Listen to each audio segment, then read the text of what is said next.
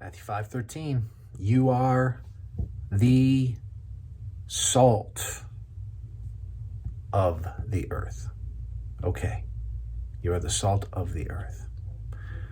You are the salt. That's what we're going to talk about.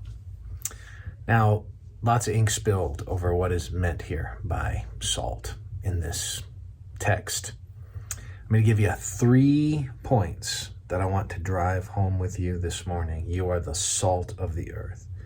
The first thing we can say about salt is that it is very different from the substances it interacts with. It's always a change agent, doing something to what it comes in contact with. Throw salt down, a particular kind of salt, a rock salt of kinds. You throw it down on to your sidewalk in winter and it melts.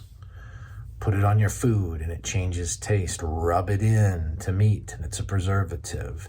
Use it to cleanse things. It does something.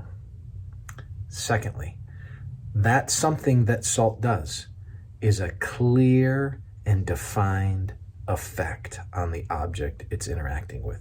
It's different from it and it has a clear effect on it. Cleansing, preserving, flavors, so forth. Third, as a cleanser, it keeps filth at bay. It keeps filth at bay. So it's different.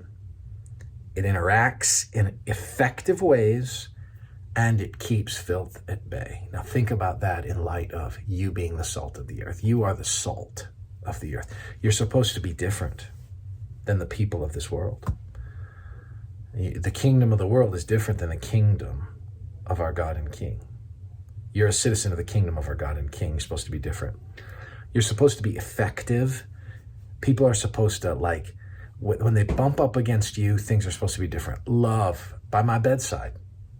Little frame, given to me years ago by a girl who I had been her youth pastor. In that frame is a quote from Jim Elliot. Here's what it says. Father, make of me a crisis man.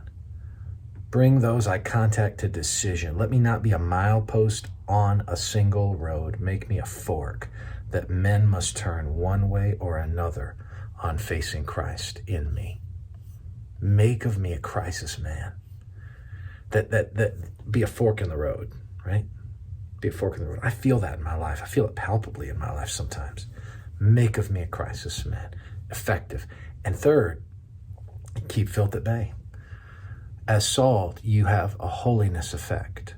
You're supposed to be different, like that rock salt that melts away what's around it. You're supposed to melt sin away, in a sense. You're supposed to have an effect. You keep filth at bay. And you do that not because you are always shouting and yelling and preaching, but because you are, remember a couple days ago, are the salt of the earth.